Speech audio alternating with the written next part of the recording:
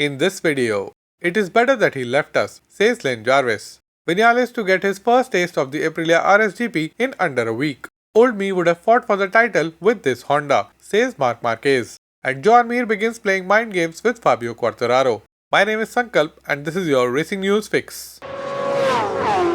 Maverick Vinales won the opening round at Qatar, and after only a few rounds in Sachsenring, he finished in last position. A few media outlets claim that Vinales deliberately refused to work in Saxony in order to obtain his release for the 2022 season from Yamaha to be able to sign with Aprilia. Yamaha Motor Racing Managing Director Lin Jarvis doesn't want to air their dirty laundry out in the open, so he chose his words very carefully while speaking about Vinales after the split. Lin started by saying, "Vinales is extremely talented. At the same time, it is a mystery. But it is very important for him to feel mentally comfortable, strong and happy. He must feel that he is in the right place. Then he can produce the desired results. And there may be other riders who have fewer ups and downs and who are more resilient." Lin further added, "When we felt that Maverick was no longer happy with us, we looked for a solution as in the past. Our principle has always been not to force a rider to stay. If the athlete is not happy, it is better if he leaves us. It is better for the team, it is better for the rider, and for everyone else involved." And after the split with Yamaha, everyone thought he might replace Lorenzo Savadori from Aragon onwards. Within just a few days of announcement, more and more things are clearing up. Aprilia, being the team with concessions, have the luxury to run 6 wildcards in one season, none of which have been used yet. So here is Massimo Rivola's plan for Maverick Vinales for the rest of 2021. First, there will be a test at Misano on August 31st and September 1st, where Vinales will get his first taste of a V4 powered MotoGP bike. Based on the result of that test, Aprilia might decide when and where to deploy Vinales on the third RSGP as a wildcard. In the best case scenario, it could be as early as the Aragon GP. Otherwise, once again, thanks to the unlimited testing days due to concession, Aprilia might decide to have a few more testing days before Maverick's race debut.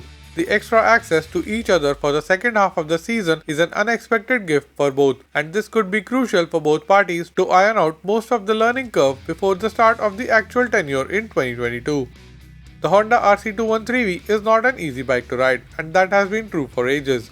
Until a couple of years ago, a certain Marc Marquez has been able to ride past those issues and muscle his way to the top step of the podium and win championships. But with Marquez himself still recovering physically and other 3 riders consistently much lower in the standings, Honda's problems are becoming more and more apparent.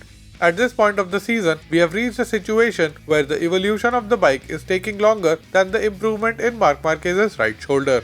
Honda has set to work to solve all of its weaknesses, already working on a revolution for 2022 being led by its champion, and they hope to regain their dominance in MotoGP.